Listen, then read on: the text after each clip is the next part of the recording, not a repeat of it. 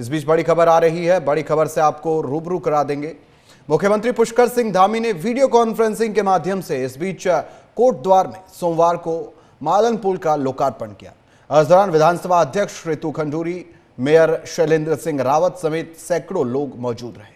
वहीं जुलाई 2023 में धराशायी हुए कोटद्वार के मालन पुल का निर्माण पूरा होने के बाद सोमवार को इसे आम लोगों के लिए खोल दिया गया। ये पुल करीब 27 करोड़ रुपए की लागत से बनकर तैयार हुआ।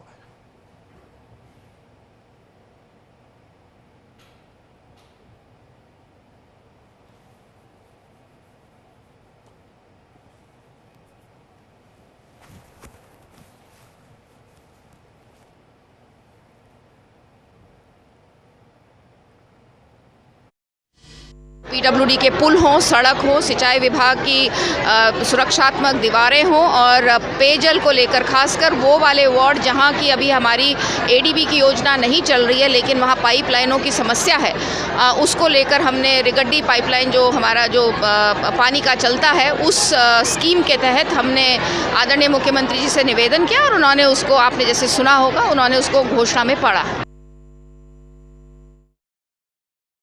वहीं कोटद्वार में मालन पुल का लोकार्पण जो है वो हुआ है। मुख्यमंत्री पुष्कर सिंह धामी ने लोकार्पण किया है। इस बीच यहाँ पर रितु खंडूरी जी पहुंचे और उन्होंने जाकर जो है इसका शुभारंभ किया। बता दें आपको, ये पुल जो है वो धराशायी हो गया था, जिसके बाद इसको दोबारा जो है पुनर्निर्माण किया गया है और इसी पुल को लेकर अब जो है कहा जा रहा है कि ये अब कनेक्टिविटी को जो है और बेहतर करेगा। हालांकि पहले इस पुल में जो खामियां थी उनको भी अब दुरुस्त कर दिया गया है और रितु खंडूरी भूषण वहां पहुंची, उन्होंने फीता काटकर जो है इस पुल के लोकार्पण को किया है। 27 करोड़ रुपए की लागत से लगभग बनकर ये पुल तैयार हुआ है कोटद्वार में, जहां मालन पुल का फिलहाल जो है लोकार्पण किया गया है। मुख्यमंत्री पुष्कर सिंह धामी ने यह लोकार्पण किया। रितु खंडूरी भूषण वहां मौजूद रही, तमाम अधिकारी वहां मौजूद रहे। 27 करोड़ रुपए की लागत से बताया जा रहा है कि मालन पुल का जो है निर्माण इस बीच किया गया है।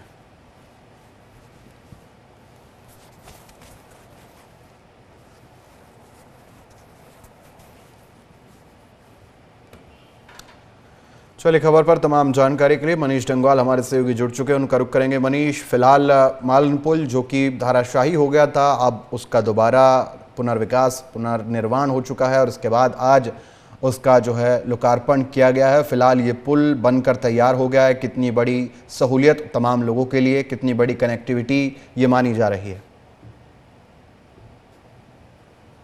बिल्कुल, ये बड़ी राहत कोटद्वार भाबर के क्षेत्र में रहने वाले लोगों के लिए है, क्योंकि 2 साल पहले ये बरसात के सीजन में ये पुल टूटकर धराशायी हो गया था और इस पुल के जर्जर होने की जो रिपोर्ट थी वो आपदा विभाग के द्वारा भी जारी की गई थी और पीडब्ल्यूडी विभाग के द्वारा जो है भी इसे भी जर्जर घोषित किया गया था। लेकिन अचानक जब 2 साल पहले मानसून के टाइम पे तेज पानी आया था, काफी नदी का प्रभाव मालन नदी का बढ़ गया था, उसकी वजह से ये पुल धराशायी हो गया था और करीब 14 से 15 हजार की जो जनता का जो संपर्क था वो कोटद्वार से जो है वो कट गया था। हालांकि 14-15 किलोमीटर घूमकर जो भाबर के क्षेत्र के लोग थे वो कोटद्वार उनका आना जाना बरसात के सीजन में रहता था। लेकिन सबसे बड़ी बात यह है कि अब इस साल जो है वो काफी राहत की बात है, क्योंकि पिछले साल भी टेम्परेरी पुल तैयार किया गया था, लेकिन जैसे ही बरसात आती थी नदी में पानी बढ़ जाता था तो जो ये संपर्क था ये पिछले साल भी टूट गया था।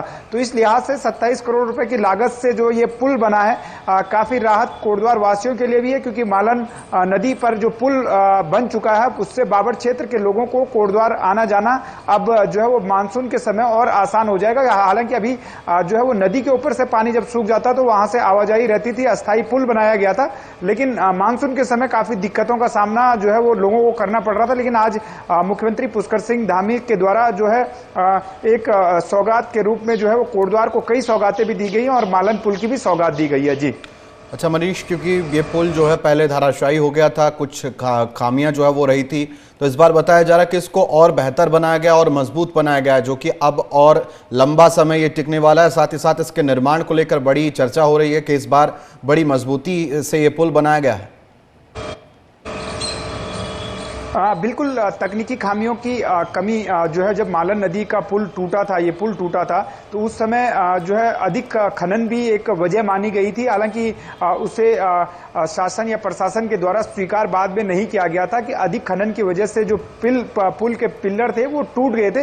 लेकिन इस बार जो बात निकलकर सामने आ गई है वो ये निकलकर सामने आई है कि 27 करोड़ रुपए से इस पुल को जो बनाया गया है वो हाई टेक्निक के माध्यम से बनाया गया है और जो इसके पिलर है वो काफी मजबूत हैं। तेज बहाव के पानी को भी जो है वो आराम से सह लेंगे जो पिलर इसमें बने हुए हैं। तो इसलिए अब देखना यही होगा कि आखिरकार कितना जो है ये पुल मजबूत रहता है, क्योंकि बारिश के समय असली परीक्षण इसका उस समय होगा। जी बिल्कुल मनीष, 27 करोड़ रुपए की लागत से बताया जा रहा है कि फिलहाल ये जो पुल है वो बनाया गया है और उत्तराखंड सरकार लगातार इसको लेकर जो है बहुत निगरानी भी कर रही थी। रितु खंडूरी भूषण आज वहां पहुंची भी, तो हम मानकर चले कि फिलहाल सरकार ने कोशिश पूरी कर ली अपनी तरफ से, लेकिन जो तमाम प्राकृतिक परेशानियां हैं वो भी अब कुछ हद तक रोकी जाएंगी, क्योंकि पुल उस तरह से बनाया गया है, वो टेक्नोलॉजी फिलहाल इस्तेमाल की गई है जो कि इस पुल की अब कहें कि एक जो कार्यकाल है उसको और बढ़ा देगी।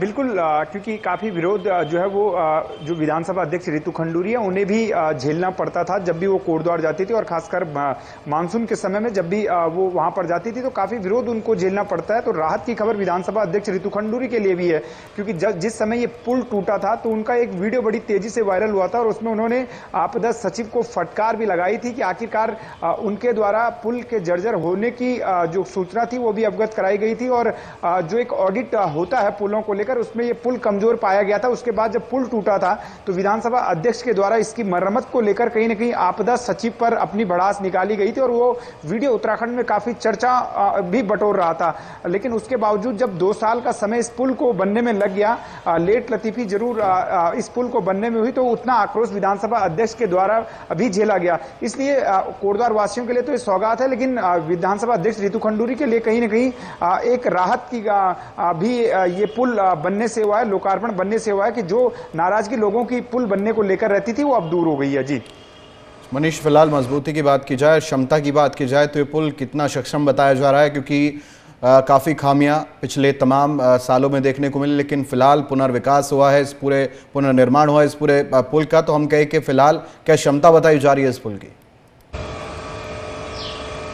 देखिए, भारी जो वाहन होते हैं, जो ट्रकों की क्षमता होती है, उनके हिसाब से ये पुल बनाया गया है। तो इसलिए क्योंकि खनन भी इस क्षेत्र से होता है और भारी वाहन भी इधर से चलते हैं, तो इसलिए इसे मजबूत बनाया गया ताकि किसी तरीके की कोई दिक्कत जो है इस पुल में जब ओवरलोड वाहन हो या वाहन चलें तो कोई दिक्कत ना हो। इसलिए जो बताया जा रहा है वो यही बताया जा रहा है कि इस पुल को मजबूत बनाया गया है और जो भारी वाहनों के लिए ये पुल जो है वो आवाजाही के लिए खुल भी गया है। जी मनीष, बताया जा रहा है कि अब कनेक्टिविटी को जो है बहुत दुरुस्त कर देगा, क्योंकि बहुत लंबा सफ़र जो है वो तय करना पड़ रहा था, लगभग 15 किलोमीटर का हेरफेर जो है वो हो रहा था लोगों को जाने के लिए, तो अब ये कनेक्टिविटी को और आसान कर देगा। बिल्कुल कनेक्टिविटी आसान हो जाएगी और जो एक मानसून के समय या बरसात के समय एक टेंशन जो भावर क्षेत्र के लोगों की रहती थी, जैसे ही नदी में पानी जो है वो बहाव तेज हो जाता था, बरसात के समय पानी आ जाता था, तो उस समय लोगों को ज्यादा दिक्कतों का सामना करना पड़ता था, क्योंकि उन्हें 15 किलोमीटर से ज्यादा दूरी तय करके कोटद्वार जाना पड़ता था। लेकिन अब जो है अब उन्हें अगर बरसात होती है, नदी में बहाव आता है, तो उन्हें जो है ज्यादा दूरी तय नहीं करनी पड़ेगी और आसानी से उनका आवागमन हो जाएगा। जी चलिए, बहुत बहुत शुक्रिया मनीष तमाम जानकारी के लिए, आपका तमाम जानकारी शेयर किया आपने। तो फिलहाल सीएम पुष्कर सिंह धामी ने लोकार्पण कर दिया है इस पुल का। अब देखना होगा कि पुल कितना सक्षम रहता है और आगे इस पुल में जो है कोई खामी ना हो, उसी की कामना फिलहाल की जा रही है।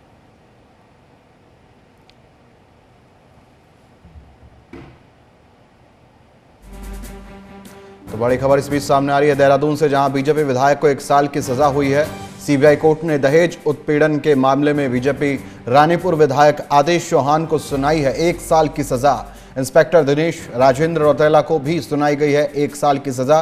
तो ये देहरादून से बड़ी खबर है, जहां बीजेपी विधायक को सजा जो है वो सुनाई गई है। दहेज उत्पीड़न का ये मामला बताया जा रहा है, जहां पर रानीपुर के विधायक आदेश चौहान फिलहाल जो है वो अब दहेज उत्पीड़न के मामले में 1 साल की सजा उनको जो है सुनाई गई है। सीबीआई कोर्ट ने दहेज उत्पीड़न के मामले में उनको 1 साल की सजा सुनाई है। अब उनके ऊपर दहेज उत्पीड़न का ये मामला लगा है, जिसके बाद लगातार बीजेपी विधायक की मुश्किलें जो है वो बढ़ती हुई नजर आ रही है। हालांकि जो तमाम आरोप है उनसे पीछे हटते हुए नजर आते हैं विधायक, लेकिन फिलहाल आदेश चौहान मुश्किलों में फंस गए।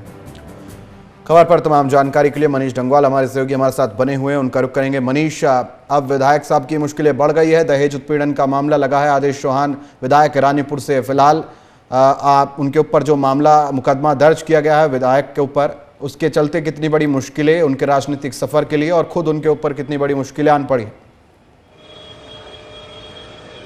देखिए, सीबीआई कोर्ट ने जो आज आदेश चौहान को 1 साल की सजा सुनाई और साथ में उनकी भतीजी को भी 1 साल की सजा सुनाई और 2 जो पुलिसकर्मी हैं उनको भी 1-1 साल की सजा सुनाई गई है। तो कहीं ना कहीं आदेश चौहान की मुश्किलें जो है वो जरूर जो है वो बढ़ती हुई नजर आ रही हैं और 1 साल का जो उनको सजा का जो कोर्ट ने फैसला सुनाया है वो तो एक दूसरी तरफ पहलू है, लेकिन सबसे बड़ी जो सियासी छवि है उस पर कहीं ना कहीं उनका नुकसान है। और धामी मंत्रिमंडल के विस्तार में जो है वो आदेश चौहान का नाम भी प्रबल दावेदारों की सूची में बताया जा रहा था। तो ऐसे में सबसे बड़ी जो मुसीबत उनके सामने है, यदि 1 साल की सजा जो हुई है, अगर उन्हें किसी और कोर्ट से अब राहत नहीं मिलती है और जिस तरीके से उन्हें 1 साल की सजा सुनाई गई है, तो सबसे बड़ा जो रोड़ा उनका है वो मंत्री पद को लेकर जो है वो बन सकता है। क्योंकि अगर उन्हें साल भर की सजा होती है और सजा जो हुई है और 1 साल के लिए उन्हें अगर जेल के अंदर रहना पड़ता है, तो कहीं ना कहीं जो मंत्रिमंडल विस्तार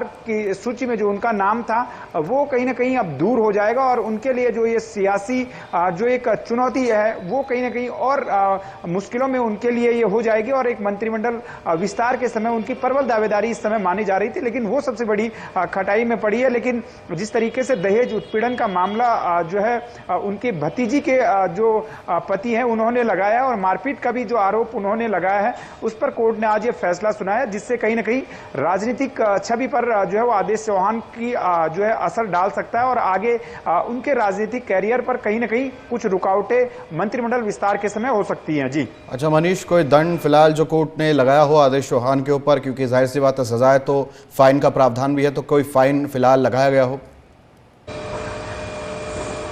देखिए, अर्थदंड का भी कोई प्रावधान नहीं है। 1 साल की सजा के बात सामने आई है और सबसे बड़ी बात यह है कि कोर्ट ने जो फैसला सुनाया है, यदि अगर 1 साल की जगह 2 साल होता तो कहीं ना कहीं उनको विधायिकी से भी जो है वो हाथ धोना पड़ सकता था। क्योंकि ये एक प्रावधान अब जब नया आया है कि यदि अगर किसी वर्तमान विधायक या सांसद को 2 साल की सजा होती है तो उसकी विधायिकी या सांसदी चले जाती है। तो इस लिहाज से थोड़ा राहत उनके लिए ये है कि केवल 1 साल की सजा का प्रावधान है। लेकिन अब देखना ये होगा कि आदेश चौहान का अगला स्टेप क्या होता है, क्या वो किसी और अदालत का दरवाजा खटखटाते हैं या 1 साल की जो है वो सजा आप काटते हैं? जी मनीष, क्योंकि अब मुश्किलें बढ़ गई है आदेश चौहान की, तो प्रतिक्रिया की बात करें, आदेश चौहान इस पूरे फैसले पर अपनी क्या प्रतिक्रिया प्रकट करते नजर आ रहे हैं? देखिए, कोर्ट ने जब फैसला सुनाया तो फिलहाल उनकी अभी कोई प्रतिक्रिया जो है वो सामने नहीं आई है और अब उनकी प्रतिक्रिया का भी इंतजार किया जा रहा है कि आखिरकार क्या कुछ उनकी प्रतिक्रिया होगी, क्या कुछ उनका जो रिएक्शन होगा, क्या वो किसी और कोर्ट का दरवाजा खटखटाएंगे, ऊपरी कोर्ट का।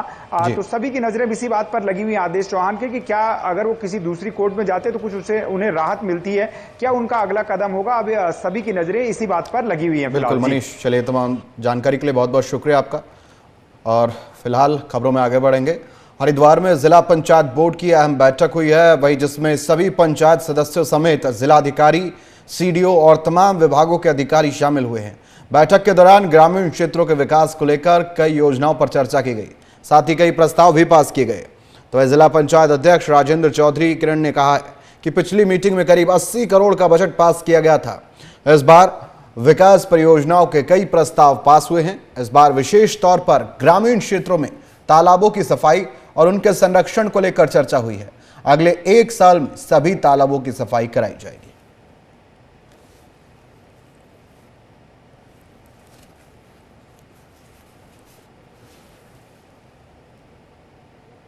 चर्चा पर बात होकर आगे इस जनपद को, जो गांव के एरिया है, उसे डेवलपमेंट कैसे अच्छे तरीके से करे जाए, लोगों को ज़्यादा से ज़्यादा सुविधा हम किस तरीके से दी जाए, हर एक बिंदु पर बात हुई। कितने प्रस्ताव? जो समस्या गांव में आज की तारीख में आ रही है, तालाब पानी से लबालब भर रहे हुए हैं, जो हमारा तालाब का वाटर लेवल है वो हमेशा घटता जा रहा है। उसके लिए भी अब जिला पंचायत उस काम को अगले 1 साल में बहुत तरीके से अंजाम दे देंगी। जितने भी हमारे तालाब है वे जो उनके अंदर कूड़ा कचरा पॉलीथीन इस सब जम गए और पानी अंदर नहीं जा रहा है, जब उनकी सफाई होगी पानी भी अंदर जाएगा। वहीं उत्तराखंड में चारधाम यात्रा जोरों से चल रही है और हर दिन 60,000 से ज्यादा श्रद्धालु चारधाम यात्रा पर रहे हैं, जिसको लेकर हमारे संवाददाता मनीष डंगवाल ने उत्तराखंड के पर्यटन मंत्री सतपाल महाराज से खास बातचीत की है। सतपाल महाराज का कहना है कि अब तक करीब 14 लाख श्रद्धालुओं ने चारधाम के दर्शन कर लिए हैं। सुनिए उन्होंने क्या कुछ कहा। उत्तराखंड में चारधाम यात्रा जो है वो पूरी तरीके से इस समय पीक सीजन पर है और जून के महीने जो है वो चारधाम यात्रा जो है वो और तेजी पकड़ती है। पर्यटन मंत्री सतपाल महाराज जी हमारे साथ मौजूद है। सर, किस तरीके से आप देख रहे हैं, जून के महीने जो है वो सबसे ज़्यादा यात्री आते हैं, लेकिन अभी तक आंकड़ों में क्या कुछ चारधाम यात्रा जो है वो रही है? सर, चारधाम यात्रा हमारी बड़ी सुचारू रूप से चल रही है। अभी युद्ध के बादल मंडरा रहे थे, उससे निकल करके आए हैं। यात्रा फिर से प्राणवान हो गई है। मुझे बड़ी प्रसन्नता हो रही है कि चारधाम यात्रा एवं हेमकुंड साहिब की जो यात्रा है उसमें अब तक 47,17,362 श्रद्धालुओं ने अपना पंजीकरण कराया है। अभी तक यमुनोत्री के अंदर 2,54,743, गंगोत्री धाम में 2,41,610, केदारनाथ धाम में 5,51,026, बद्रीनाथ धाम में 3,18,095, हेमकुंड साहब में 4,440। अभी तक जो हैं 14,29,918 जो हैं हमारे श्रद्धालु जो हैं वो दर्शन कर चुके हैं। और ये जो संख्या है 43,17,362 लोग अपना पंजीकरण करा चुके हैं। तो काफ़ी उत्साहवर्धक ये संख्या है और निश्चित रूप में लोग आएंगे और दर्शन करके जाएंगे। क्या कुछ आप मान के चल रहे हैं कि जो पिछले साल का आंकड़ा था वो इस बार भी टूटने जा रहा है? क्योंकि हर साल जो आंकड़े की बात हम नहीं करेंगे, रिकॉर्ड की बात हम नहीं करेंगे, क्योंकि हमारा देश जो है इस समय आपको पता है जो पहलगाम की घटना है उससे प्रभावित हुआ है और पूरे देश के अंदर सब देश एकजुट था। प्रधानमंत्री जी और सेना के साथ खड़ा था और सब ये देख रहे थे कि भाई इसका जब निराकरण कुछ निकलेगा तो उसके बाद फिर हम यात्रा करने चलेंगे। जब व्यवस्थाओं की बात करें तो और सालों में जो व्यवस्थाएं देखने को मिलती थी, शुरुआती चरण में काफ़ी अव्यवस्थाएं रहती थी, लेकिन अब क्या आपको लगता है कि फुल प्रूफ तैयारी सरकार की द्वारा की गई है? हमने व्यवस्थाएं की हैं और हमने ये भी डिस्ट्रिक्ट मजिस्ट्रेट को आदेश दिए हैं कि जो लोकल लोगों की काउंटिंग नहीं होती थी उन लोगों की काउंटिंग करके उनका भी आप एक उसमें स्लॉट रखें। क्योंकि होता क्या था, लोग कहते साहब इतने यात्री दर्शन करेंगे, इतने यात्री नीचे से आ रहे हैं, उसके बाद जो लोकल लोग बड़ी भीड़ में आते थे उनकी काउंटिंग नहीं होती थी, उससे काफ़ी ज़्यादा संख्या बढ़ जाती थी और काफ़ी मैं समझता हूँ कि अव्यवस्था पैदा होती थी। उसको कंसिडरेशन करते हुए इस समय यात्रा को हमने सुचारू रूप से चलाया। कैरिंग कैपेसिटी की बात कई बार होती रही है कि चारों धामों में कैरिंग कैपेसिटी के हिसाब से श्रद्धालुओं को भेजा जाए। किस तरीके से आप देख रहे हैं इस साल व्यवस्थाएं दुरुस्त हैं? जो कैरिंग कैपेसिटी की भी बात निकलकर सामने नहीं आ रही, क्योंकि सारे धामों में जो है वो बड़ी तादाद में श्रद्धालु पहुंच रहे हैं। देखिए, सबसे पहली बात तो यह है कि पूरे यात्रा रूट के अंदर रहने की व्यवस्थाएँ हुई हैं। आप देखेंगे होटल बने हैं, होम स्टे बने हैं, जगह जगह रहने के स्थान बने हुए हैं, इसलिए काफ़ी लोग तो उन स्थानों पर रह लेते हैं। जो टैक्सी ड्राइवर लेके चलता है वो कहता साहब बाबूजी आप चिंता ना करो, मैं आपको ठहरा दूंगा, दर्शन करा दूंगा, सब कुछ काम होता है। तो इसलिए व्यवस्थाएं हमारी काफ़ी बढ़ गई हैं, तो इसलिए यात्रा हमारी बिल्कुल ठीक चल रही है।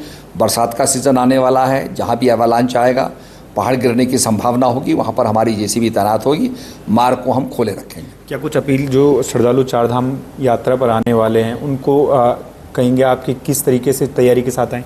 नहीं, अब जैसे कोरोना का इस समय जो है थोड़ा सा भय हुआ है, तो हम ये चाहेंगे कि जो हमारे चिकित्सा विभाग के गाइडलाइंस हैं उनका अनुपालन किया जाए। धन्यवाद हमसे बातचीत करने के लिए। तो ये पर्यटन मंत्री सतपाल महाराज जी हैं, जिनका साफ तौर से कहना है कि पिछले सालों की तुलना में जो इस बार चारधाम यात्रा है वो सुव्यवस्थित तरीके से चल रही है और जो श्रद्धालु चारों धामों पर यात्रा करने के लिए पहुंच रहे हैं वो चारधाम यात्रा को लेकर जो गाइडलाइन समय समय पर जारी की जाती है उनका ख्याल रखें। MH1 के लिए देहरादून से मनीष डंगवाल। तो इस बीच एक बहुत बड़ी खबर सामने आ रही है। बड़ी खबर से आपको रूबरू करा दे विकास नगर से। ये बड़ी खबर है जहां पर पटवारी जो है वो गिरफ्तार किया गया है। विकास नगर से पटवारी जो है रिश्वत लेने के दौरान विजिलेंस की टीम ने गिरफ्तारी उसकी की है। बता दें आपको, पटवारी वो नोट जो है जो रिश्वत ले रहा था वो नोट ही निकल गया है और उसी को लेकर विजिलेंस की टीम अस्पताल पहुंची है। खबर पर तमाम जानकारी के लिए मनीष डंगवाल हमारे सहयोगी जुड़ चुके हैं फोन लाइन पर, उनका रुख करेंगे। मनीष, रिश्वत लेते हुए विजिलेंस की टीम ने एक पटवारी को गिरफ्तार किया है। बताया जा रहा है पटवारी ये नोट भी निकल गया है जो कि रिश्वत में वो ले रहा था। फिलहाल क्या स्थिति बनी हुई है? देखिए, बिल्कुल ये बहुत बड़ी खबर है क्योंकि जिस तरीके से विजिलेंस विभाग के द्वारा इन दिनों कार्रवाइयां की जा रही हैं और केवल 2000 रुपए की रिश्वत लेते हुए जो है वो पटवारी को और विजिलेंस विभाग की टीम ने दर दबोचा था। लेकिन सीधे तरीके से जैसे ही विजिलेंस की टीम को जो है वो पटवारी के द्वारा देखा गया, पटवारी के द्वारा 2000 के जो नोट 500-500 के नोट थे 4, उन्हें जो है वो निगल लिया गया और अब जो है वो विजिलेंस विभाग जो है वो देहरादून के दून अस्पताल लेकर पटवारी को पहुंची है और अब जो है अल्ट्रासाउंड जो है वो पटवारी का किया जा रहा है ताकि अल्ट्रासाउंड के माध्यम से ये सबूत विजिलेंस विभाग के पास रहे कि जो 2000 रुपए की रिश्वत के जो नोट लिए थे पटवारी ने वो उनके पेट में है। तो सबूत जुटाने को लेकर जो है वो अब विजिलेंस विभाग के द्वारा अल्ट्रासाउंड पटवारी का किया जा रहा है। जी अच्छा मनीष, क्या कुछ ये मामला था जिसमें रिश्वत लेते हुए पटवारी को गिरफ्तार किया गया? किस काम के बदले जो है पटवारी रिश्वत मांग रहा था?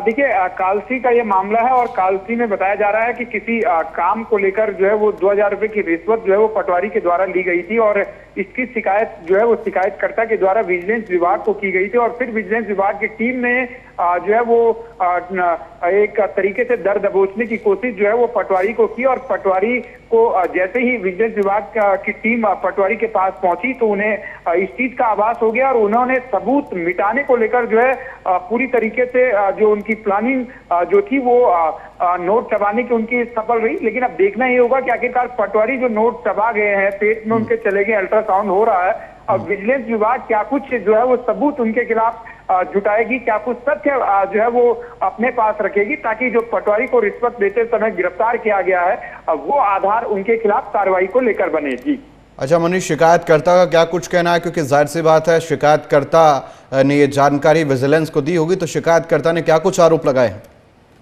देखिए, शिकायतकर्ता के द्वारा अभी कोई जो है वो बयान नहीं दिया गया क्योंकि ये मामला थोड़ा सा दूसरी तरफ डाइवर्ट हो गया है क्योंकि अभी जो है वो सबूत जुटाने को लेकर जो है वो विजिलेंस विभाग तमाम तरीके के जो प्रयास हैं वो कर रही है। इसलिए जो विजिलेंस विभाग की जो कार्रवाई भी होती है वो बेहद गोपनीय होती है और उसमें शिकायतकर्ता की जो है वो पहचान भी जो है वो गोपनीय रखी जाती है। इसलिए जो शिकायतकर्ता वो सीधे जो है वो कैमरे के सामने भी अभी नहीं आए हैं। लेकिन अब देखना ये होगा कि आखिरकार ये पूरा जो मामला है क्या रूप लेता है और क्या कुछ सबूत जो है वो जुटाए जाते हैं और जब बयान लिए जाएंगे तो क्या कुछ बयान दोनों तरफ से लिए जाते हैं। जी मनीष, हम कह सकते हैं उत्तराखंड सरकार की जीरो टॉलरेंस नीति के तहत एक और बड़ा कदम उठाया गया है।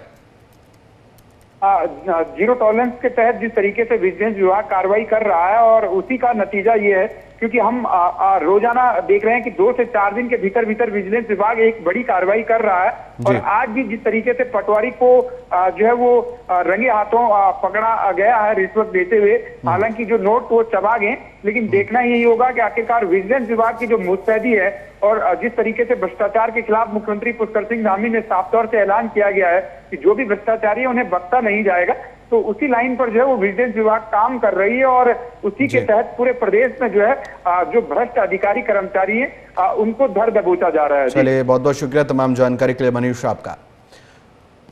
तो वहीं फिलहाल हरिद्वार ग्रामीण विधानसभा में सुकराजा पुल को लेकर जो है सियासत गर्मा गई है। एक दिन पहले कांग्रेस विधायक अनुपमा रावत ने दावा किया था कि उनके प्रस्ताव पर पुल की स्वीकृति मिली है और इससे ग्रामीण क्षेत्र की जनता को फायदा होगा।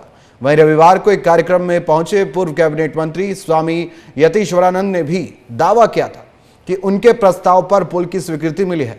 उन्होंने 2022 के चुनाव में भी जनता से वादा किया था कि वो चुनाव जीते या हारे, लेकिन सुकराजा पुल का निर्माण का कार्य जरूर कराएंगे। प्रदेश में उनकी सरकार बनी और उनके प्रस्ताव पर ही अधिकारियों ने सुकराजा पुल का एस्टीमेट बनाकर शासन में भेजा।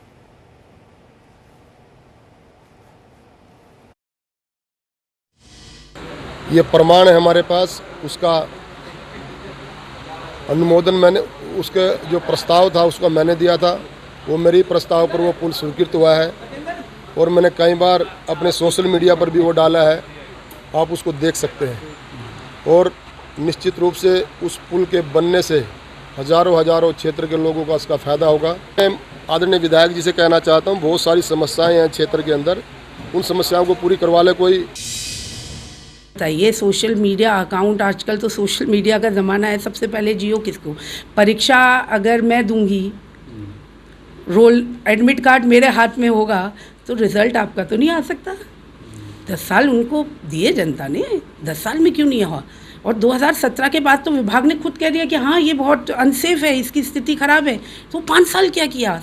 सरकार रही भाई, वो तो खुद सरकार रहे, एक तरीके मंत्री रहे वो। उसके बाद वह उत्तराखंड कांग्रेस के वरिष्ठ नेता और पूर्व मुख्यमंत्री हरीश रावत ने आगामी 2027 विधानसभा चुनाव नहीं लड़ने का फैसला किया है। उनके इस बयान पर बीजेपी ने सवाल खड़े किए हैं। बीजेपी प्रदेश मीडिया प्रभारी मनवीर चौहान ने कहा है कि हरीश रावत हर चुनाव में इस तरह की बातें करते रहते हैं, लेकिन उनकी बातों को कोई भी गंभीरता से नहीं लेता है। मैंने जब जब चुनाव न लड़ने का फैसला किया विधानसभा का और चुनाव लड़ाया, कांग्रेस सत्ता में आई। 2007 हो, 2007 हो, किसी न किसी तरीके से सत्ता में आने की स्थिति में थे, लेकिन हमारी पार्टी ने कहा कि जनभावना भाजपा के पक्ष में है, हम जोड़ तोड़ से सरकार नहीं बनाएंगे। उस समय कांग्रेस का यही सिद्धांत था। आज तो देश में जोड़ तोड़ की नहीं, तोड़ तोड़ करके भी सरकारें बनाई जा रही हैं। ये आज का दस्तूर है और मैंने इसलिए ये फैसला किया है कि 2027 में भाजपा को उखाड़ फेंकने के लिए मैं चुनाव नहीं लड़ूंगा, लड़ाऊंगा। आदरणीय हरीश रावत जी जो भी कहें, उनका एक राजनीतिक स्टंट है और उनके कहने से या चुनाव न लड़ने से उत्तराखंड राजनीति में कोई फर्क पड़ने वाला भी नहीं है। लेकिन जिस प्रकार से उत्तराखंड की जनता ने उनको एक बार नहीं अनेकों बार उनको नकारा है और अब तो कांग्रेस पार्टी के लोग भी और कांग्रेस पार्टी भी उनको गंभीरता से नहीं ले रही है। एक तरह से उनको दरकिनार पार्टी के द्वारा कर दिया गया है। वहीं हरियाणा के पूर्व कैबिनेट मंत्री करतार सिंह भड़ाना ने मंगलौर विधानसभा के तीनों गांव का दौरा किया।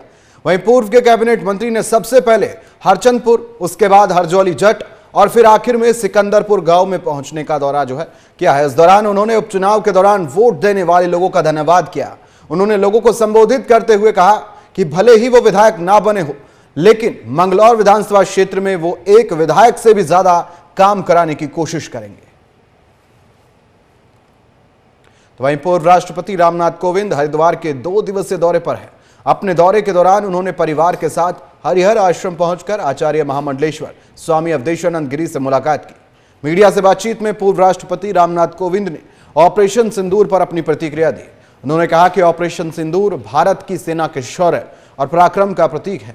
इस ऑपरेशन के जरिए भारत ने दुनिया को आतंकवाद के खिलाफ बड़ा संदेश दिया है, जिसे सदियों तक याद रखा जाएगा। इसके अलावा उन्होंने एक देश एक चुनाव पर भी अपनी प्रतिक्रिया देते हुए कहा है कि एक देश एक चुनाव लागू होने से देश की ग्रोथ रेट डबल हो जाएगी और इस बीच जीडीपी में भी बढ़ोतरी होगी। जो एक रिपोर्ट हमारी अध्यक्षता में कमेटी बनी थी, हमने रिपोर्ट सबमिट कर दी। भारत सरकार ने उसको स्वीकार कर लिया। पार्लियामेंट में उस पर विधेयक बना है और वो अभी जेपीसी के सामने विचारार्थ है। उस पर जो निर्णय आएगा, तो जैसा भी संसद को उचित लगेगा वो करेगा। देश के लिए तो बहुत जरूरी है। हम तो ये कह सकते हैं कि इसके आने से मुझे लगता है कि देश की जो प्रगति की रफ्तार है वो कम से कम डबल हो जाएगी। और जो हमारे अर्थशास्त्री जिनकी हमने ओपिनियन ली थी, उनका कहना था कि हमारी जो देश की जीडीपी है वो लगभग 1 से 1.5% बढ़ जाएगी। ये एक यद्यपि देश के लिए गौरव की बात है, उसमें हम सब लोग भारतीय शामिल हैं। और इसी नाते मैं इतनी ही बात कहूँगा कि एक ये जो हमने इस हमारे देश की सेनाओं का जो पराक्रम और शौर्य का ये प्रतीक है और मुझे लगता है हमने विश्व में एक बहुत बड़ा संदेश दिया है। और आतंकवाद के खिलाफ इसको लोग सदियों तक इसकी पहचान बनी रहेगी और इसके लिए मैं फिर कहूँगा हम सभी भारतीयों के लिए एक गौरव का विषय है। यह था हमारा स्पेशल प्रोग्राम खास खबर।